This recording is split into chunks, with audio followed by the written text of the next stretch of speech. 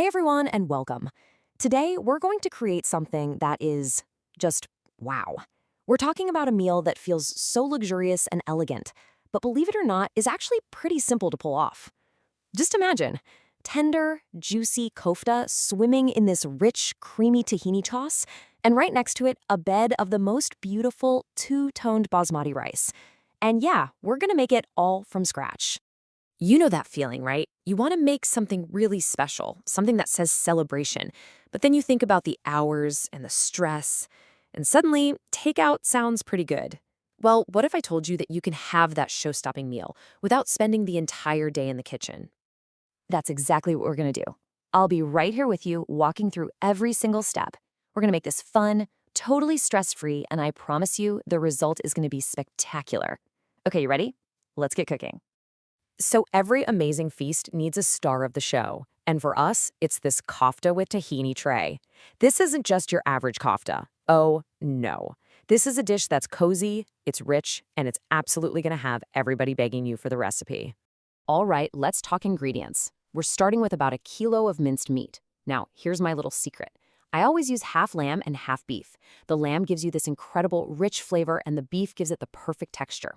It's just the best combo for juicy kofta.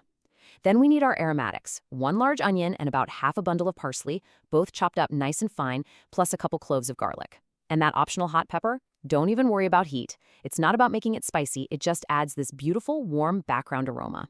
Then we finish with our spices, salt, black pepper, a little hint of ground cardamom, and a teaspoon of a good 7-spice blend. Simple, but so effective. Okay, this is the fun part where you really connect with the food. Throw everything, the meat, herbs, spices into a big bowl. Now just get your hands in there and start kneading. And I mean really knead it. You're not just mixing here, you're actually changing the meat's texture. You want to work it until the proteins start to bind together. That's what's going to make your kofta tender and hold all its juices. How do you know when it's ready? When you can't really see the individual little bits of onion and parsley anymore, and the whole thing feels smooth and, well, connected. And here's something I absolutely love about this recipe. You've got options. If you're in a rush, just grease a baking tray, press the entire meat mixture right into it, and then score the top with your fingers to mark out the portions. Easy. You could even layer some sliced tomatoes or potatoes on top and make it a whole one-pan dinner. Or, for that classic look, take a few extra minutes to shape the mixture into little fingers or balls and arrange them over a bed of sliced onions. The onions get all sweet and caramelized as it bakes. So good. Before we bake, let's add some potatoes. I just cut them into bite-sized pieces and tuck them all around the kofta. Now we're going to pop this into a really hot oven, about 250 degrees Celsius, for around 30 minutes. In that time, the kofta is going to start to cook and all those delicious savory juices will start to render out and begin cooking those potatoes. It's all just building layers of flavor. While that's in the oven, it's time to make the sauce. And let me tell you, this tahini sauce is the secret weapon. It's what takes this dish from a simple kofta tray to something truly next level. It gives it that rich, velvety finish that is just completely irresistible. So for our sauce, you'll need 1 cup of a good quality tahini, 1 cup of yogurt for that creamy tang, and about a 1/4 cup of fresh lemon juice to make it all pop. A little pinch of cumin and salt, and you're almost there. But here is the single most important tip I can give you. 2 cups of meat stock, and it has to be completely cooled down. I cannot stress this enough. If you add hot stock to tahini and yogurt, it's going to break and split. Cool ingredients are the key to a perfectly smooth, silky sauce. And here's the other part of that secret. Once you've mixed everything together, you're going to warm it up gently on the stove. Stir it constantly, just until it's warmed through. Whatever you do not let it boil. If it boils, the tahini will separate and you'll lose that gorgeous, creamy texture we're aiming for. So remember, gentle heat is your best friend here. All right, our kofta is baking, our sauce is ready to go. Now it's time for the perfect partner. A dish this special really deserves a beautiful side, right? So we're not making just any old rice. We're making a dazzling, two-toned basmati that's as incredible to look at as it is to eat. So for this, you'll need 2 cups of basmati rice that you've washed really well, until the water runs clear. We're going to cook it with a little oil and a spoonful of ghee for that authentic, nutty flavor, plus some hot water and salt. Super simple. The magic really happens with our little coloring mix, a pinch of beautiful saffron threads steeped in about a 1/4 cup of rose water. The saffron just blooms in the rosewater, releasing this stunning color and amazing aroma. And if you want to get extra fancy, you can sauté up some veggies and nuts to sprinkle over the top at the end. Want to know how to get perfectly fluffy rice every single time? Here's how. First, you toast that washed rice in the hot oil and ghee for a minute. Then pour in your hot water and salt, and just let it simmer away with no lid on. Keep an eye on it. When you see that most of the water is gone and these little holes start appearing on the surface, that's your cue.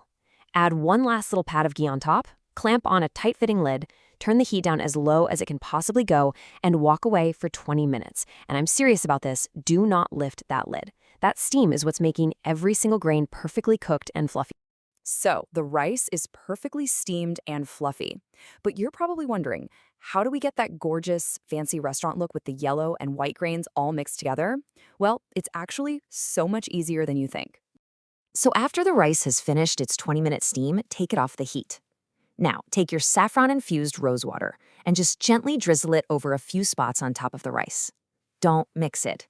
Just let it sit for a minute. Then take a fork and gently fluff the rice from the bottom up. As you fluff, some of the grains will get kissed by that beautiful saffron color, and you'll get this stunning two-toned effect. It's a tiny step that makes the whole dish look so professional. Okay, this is it. The kofta is perfectly browned, the potatoes are tender, our sauce is warm and creamy, and the rice looks like a work of art. It's time for the grand finale. Let's bring this whole beautiful meal together. Go ahead and pull that kofta tray out of the oven. Now take that gorgeous, warm tahini sauce and just pour it evenly all over the kofta and potatoes. Make sure it gets into all those little nooks and crannies. Then it goes back in the oven for just a few more minutes until that sauce is bubbling and gets a beautiful golden brown color on top. The second it comes out, hit it with a big sprinkle of fresh chopped parsley. That little bit of green just brings it all to life. And look at that. What you have is the most tender kofta, just bathing in a sauce that's so rich and tangy and savory. And those potatoes, they're the hidden stars of the show, I think. They get crispy and golden on top, but underneath, they're just soaked in all that incredible flavor. Every single bite is just a perfect harmony of tastes and textures. It is so, so good. Now, how should you serve this masterpiece? Well, for a beautiful, elegant dinner, you can plate up a generous portion next to that dazzling basmati rice. But if you want my personal favorite way to eat this, for just pure comfort, spoon the kofta and lots of that incredible sauce into a piece of warm pita bread. I'm telling you, it makes one of the best sandwiches you will ever have. So there you have it. A truly show-stopping meal that's all about simple techniques and big, beautiful flavors. It just goes to show you that you can absolutely create something unforgettable right in your own kitchen. So my only question is, what special occasion are you thinking of making this for? Go for it, enjoy the process, and most of all, enjoy every single bite. Happy cooking.